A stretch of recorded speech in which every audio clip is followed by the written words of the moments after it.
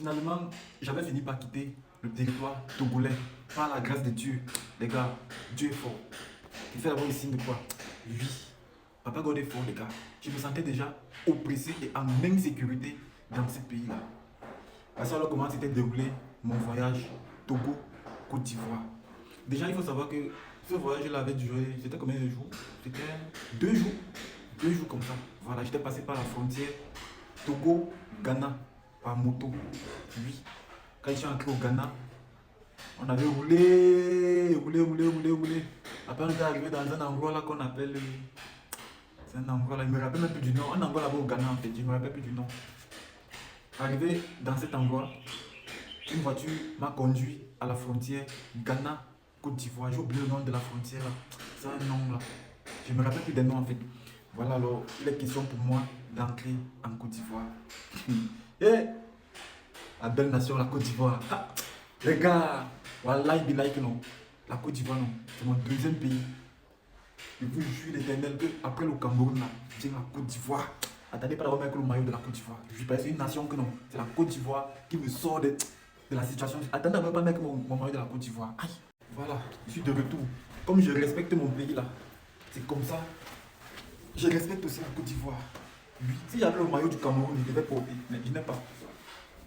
La Côte d'Ivoire. Oui, c'est le pays ici. Non, c'est le pays ici là qui fait en sorte que je commence un peu à me stabiliser. Un peu. C'est vrai que ce n'est pas encore ça. Mais le pays ici, je tiens le pays ici à cœur la magie. Après le Cameroun, non. C'est la Côte d'Ivoire. Ceux-là qui ne sont pas contents de moi, donc aller tomber dans la Méditerranée. Voilà. Entamons maintenant mon arrivée ici en Côte d'Ivoire. Quand j'arrive à la frontière Ghana-Côte d'Ivoire, déjà il faut savoir que c'est mon ami que j'avais connu à Dubaï, un Ivoirien là. C'est lui que j'avais connu à Dubaï. C'est lui qui me dit, bro, si tu vois que ça ne marche plus là-bas au Togo, viens me retrouver ici en Côte d'Ivoire. Voilà donc comment je prends la route de la Côte d'Ivoire. Quand j'arrive à la frontière de la Côte d'Ivoire, j'étais comme le porc. J'étais comme le porc, les gars. Le porc même j'étais comme le cochon gratté. Seigneur, aujourd'hui l'histoire me fait rire. Sinon, avant, quand il vivait les moments là, même en temps réel là, les gars, ça me faisait couler les larmes. Wallahi billahi. Quand j'avais déjà accédé au territoire ivoirien, voilà comment j'achète la puce ivoirienne. J'appelle maintenant mon ami là. Aujourd'hui, c'est devenu un frère, ce n'est même plus un ami. Je l'appelle maintenant, je lui dis, gars, je suis déjà là. Il ne croyait pas. Je lui dis que je suis déjà là.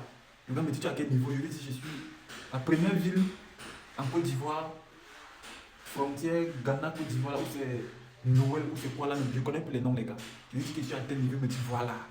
Dès que tu arrives dans tel endroit, prends à Djamé. Dès que tu es à Djamé, prends maintenant Boisflé. Tu vas dépenser un prix comme 10 000 comme ça là. J'ai suivi les instructions. Je suis arrivé à Djamé. Je suis parti directement à Boisflé. Boisflé, c'est un village ici en Côte d'Ivoire. Donc c'est une ville un peu éloignée. C'est un peu comme. Je peux comparer Boisflé à quelle ville au Cameroun. Pour les Camerounais qui me suivent. Donc c'est comme si je partais rester à. C'est comme si je partais rester à Obala. Voilà, c'est là qu'ils connaissent Obala. C'est comme si je partais rester à Obala pour un nom. Voilà.